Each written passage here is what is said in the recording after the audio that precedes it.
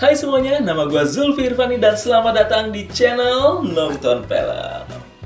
Kali ini gue akan membahas salah satu film favorit gue yang berasal dari Korea Selatan, yaitu Parasite, keluaran tahun 2019. Film ini bergenre black comedy thriller dan disutradarai oleh salah satu sutradara favorit gue juga, yaitu Bong Joon-ho. Film ini bercerita tentang satu orang keluarga yang sangat kompak tapi dalam hal penipuan, yaitu menipu satu keluarga yang kaya raya. Mau tahu bagaimana kelanjutan ceritanya? Yuk langsung aja kita mulai alur ceritanya sekarang. Yuklah, choose!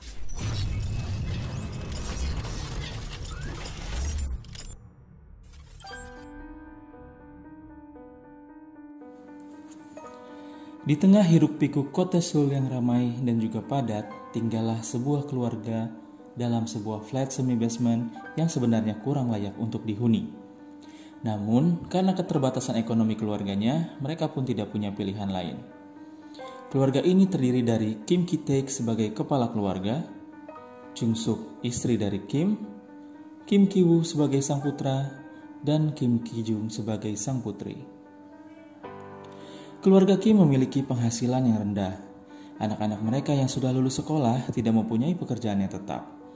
Apa saja mereka lakukan untuk mendapatkan uang, termasuk merangkai kotak pizza. Bahkan untuk hidup mereka bergantung kepada tetangganya. Untuk menggunakan internet saja mereka harus mencuri wifi tetangganya secara diam-diam. Suatu hari, putra Kim yaitu Ki-woo kedatangan sahabat baiknya yang bernama Min Hyuk. Min Hyuk membawa sebuah pajangan, yaitu adalah batu wasiat dari kakeknya untuk diberikan kepada keluarga Kim. Batu itu katanya dapat dipercaya membawa keberuntungan dan juga kekayaan. Min Hyuk juga menawari Ki-woo untuk menggantikan posisinya sebagai guru privat dari Dahye, yaitu anak dari keluarga Park yang sangat kaya raya. Sebenarnya Min Hyuk sangat menyukai pekerjaannya, namun dia harus pergi ke luar negeri untuk pertukaran pelajar.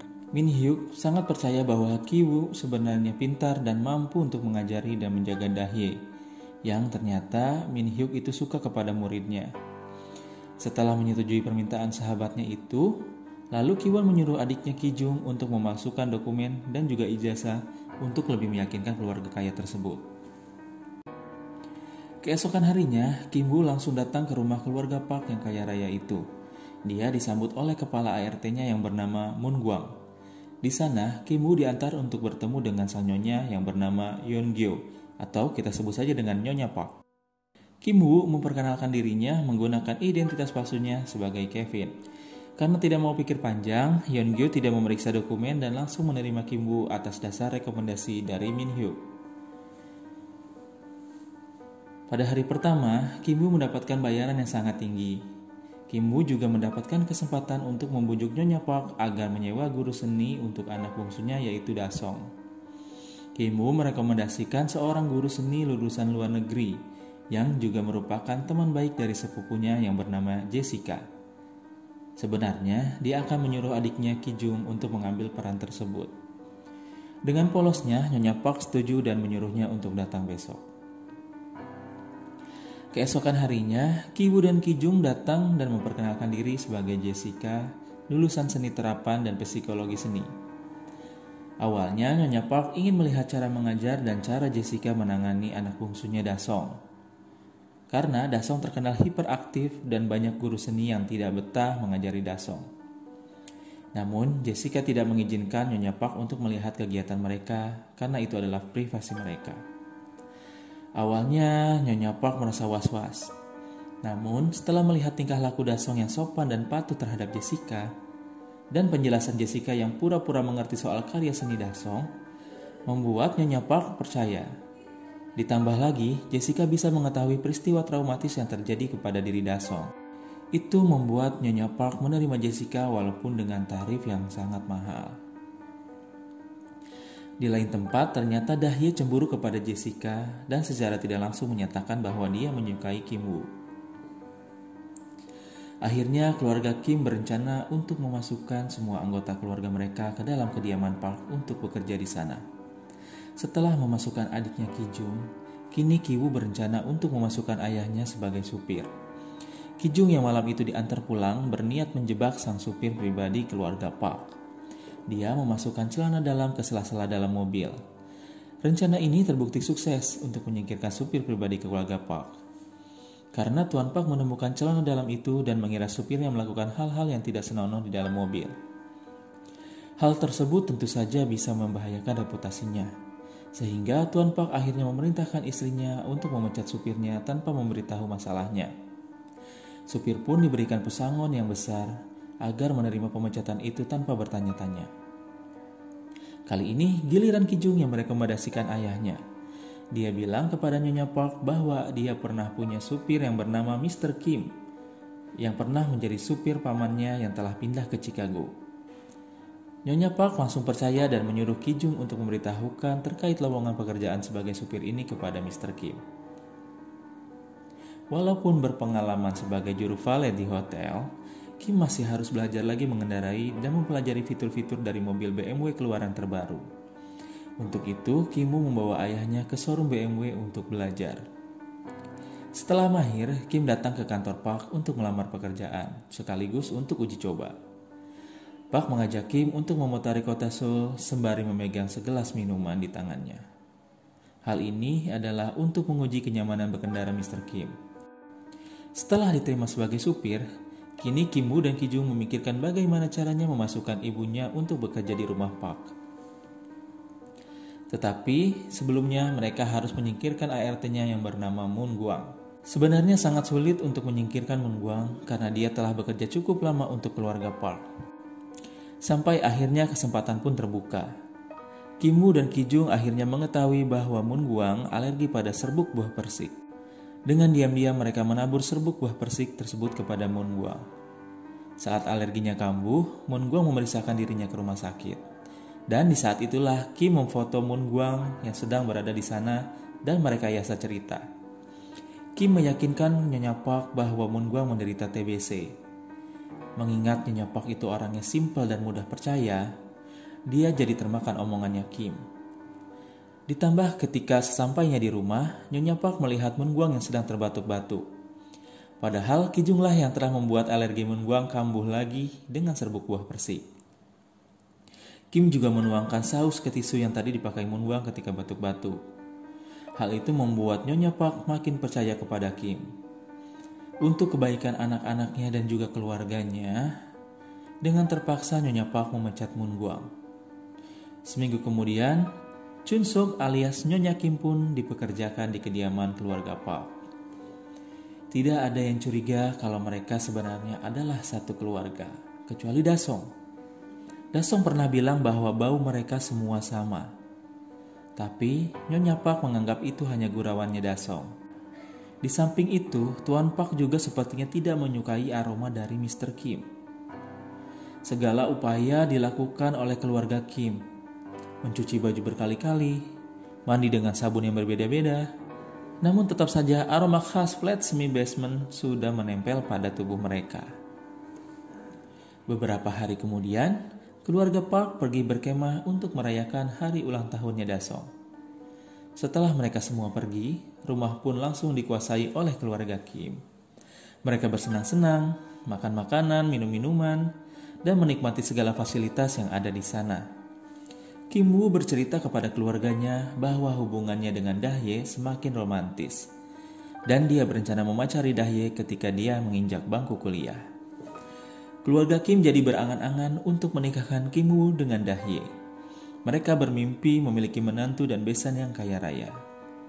Sepertinya malam ini akan hujan badai.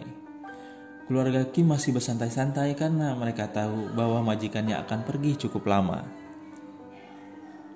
Sementara itu, bel pun berbunyi. Rupanya itu adalah Moon Gwang yang meminta izin untuk mengambil barangnya yang tertinggal di rumah keluarga Park. Chung Sok yang tidak menaruh curiga sedikit pun akhirnya mengizinkannya masuk. Di sana, ternyata Moon Gwang mengetahui adanya pintu rahasia di basement yang mengarah ke arah bunker. Di sana bukannya barang yang tertinggal, melainkan adalah suaminya yang bernama Gun Se yang dia tinggalkan di ruangan rahasia tersebut. Setelah tertangkap basah, Moon Gwang akhirnya mengakui bahwa dia sudah menyelundupkan suaminya selama 4 tahun. Suaminya bersembunyi dari rentenir yang sedang mengejarnya. Chun Sok ingin melaporkan mereka ke polisi, namun Mun Guang memohon dan menawarkan uang tutup mulut. Dan Mun Guang pun berharap Chun Sok mau membantu suaminya untuk bertahan hidup di bunker tersebut. Chun Sok yang ketakutan menolaknya mentah-mentah. Dia berniat untuk melaporkannya. Sialnya, keluarga Kim yang dari tadi mencuri dengar di tangga akhirnya terpeleset dan terjatuh. Mun Guang yang melihat hal tersebut langsung dengan sigap merekam mereka dan menarik sebuah kesimpulan. Mun Guang dan suaminya lalu balik mengancam mereka atas tuduhan penipuan. Keadaan pun kini berbalik. Kini keluarga Kim menjadi tawanan, sedangkan Mun Guang dan suaminya merayakan kemenangan mereka. Ketika keadaan mulai lengah, keluarga Kim pun lalu berbalik menyerang dan mereka pun akhirnya bergulat di tengah keadaan hujan badai di luar sana.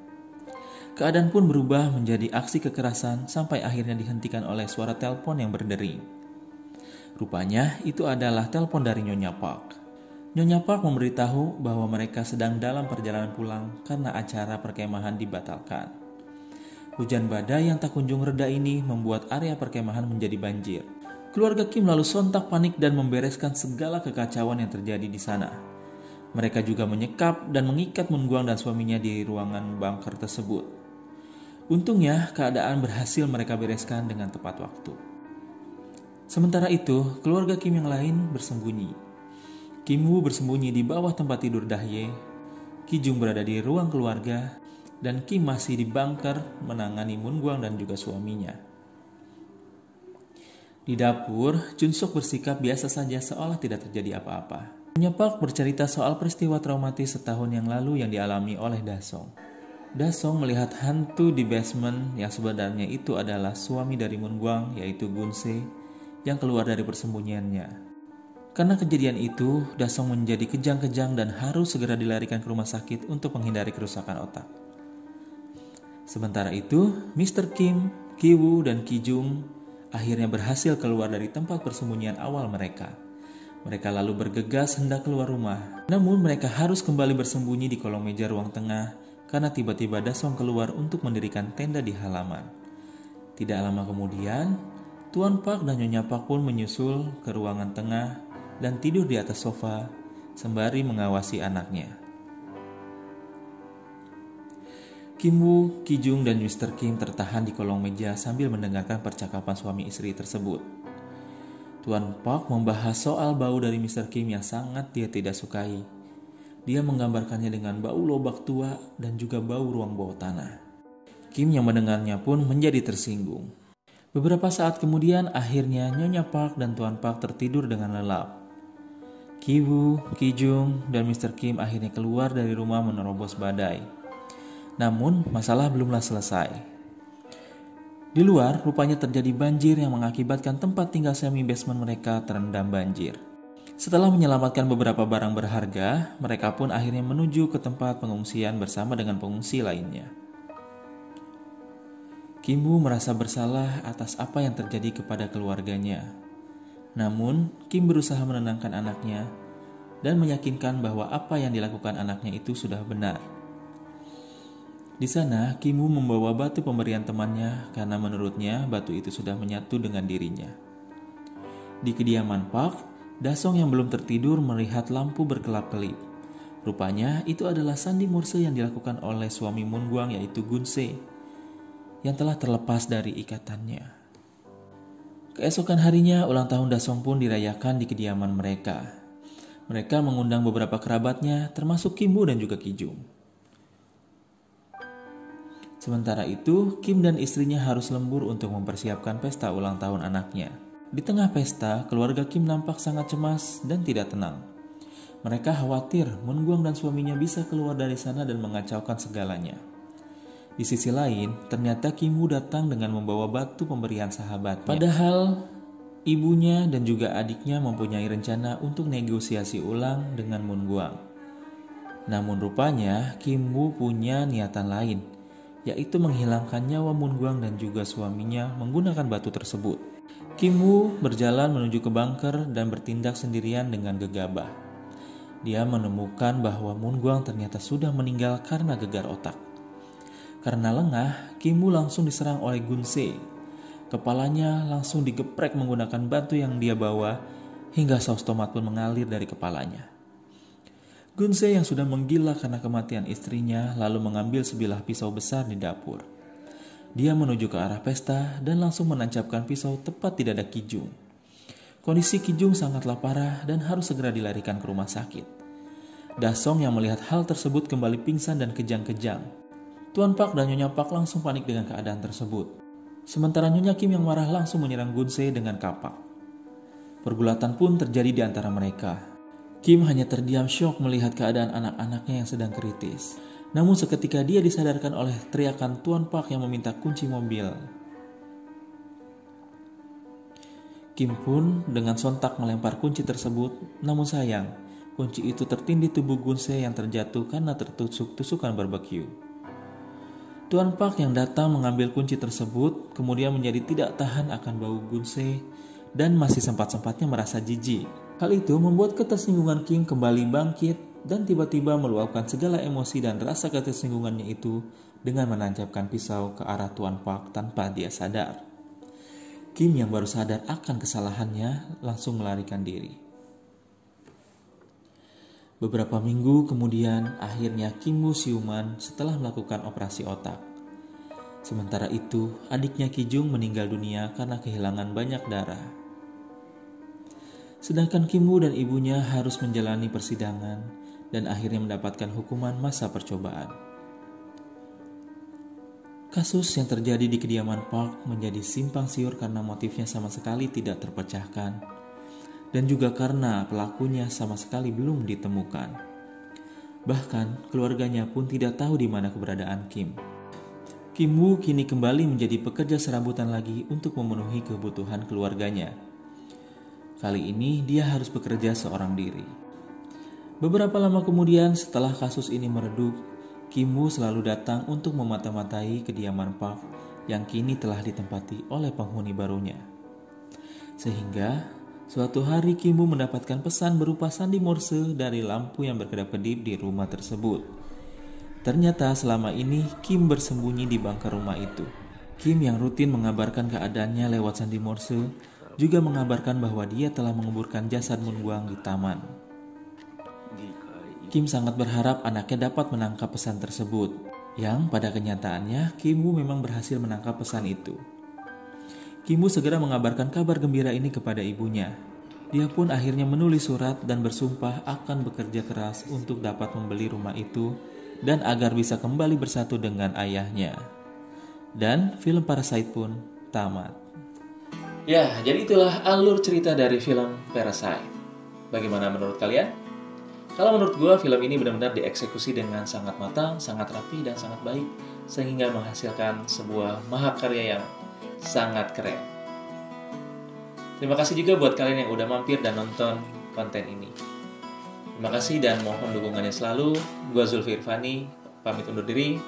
Assalamualaikum warahmatullahi wabarakatuh.